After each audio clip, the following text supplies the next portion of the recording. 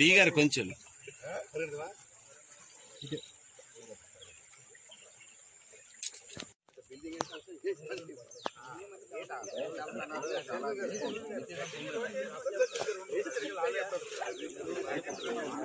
కొంచెం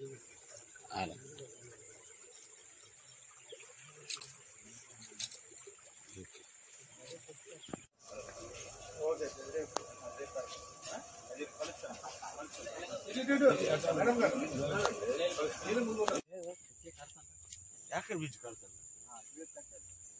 అలవాట్లు అయ్యండి చూడు ఆజువేలు కానీ రెక్టిఫికేషన్ చేయడం జరుగుతుంది. మనం నిన్నటి వరకు ఇందిరమ్మ కాలనీలో మనం రెక్టిఫై చేసాం. అలాగే ప్రతి ఏరియాలో కూడా సమ్మర్కి ప్రాబ్లం లేకుండా మన పైప్ లైన్స్ ఎలా అయితే లీక్స్ అరెస్ట్ చేసుకొని సిద్ధంగా ఉంటున్నామో అదేవిధంగా బోర్వెల్స్ కూడా అనదర్ సోర్స్ ఆఫ్ వాటర్ కాబట్టి అక్కడ కూడా ప్రాబ్లం లేకుండా ఉండాలని చెప్పేసి బోర్వెల్స్ అన్ని కూడా రిపేర్స్ చేయడం జరుగుతుందండి.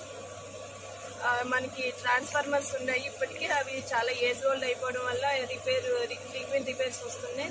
దానిలో అవి రీప్లేస్ చేస్తూ మనం ఈరోజు 500 kVA ట్రాన్స్ఫార్మర్ కూడా సప్లై 15 FC నుంచి ప్రొక్యూర్ చేయడం జరిగింది. సప్లై చేసేసారు.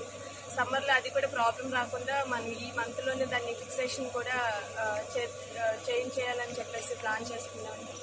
ఇవన్నీ సమ్మర్ యాక్షన్ ప్లాన్.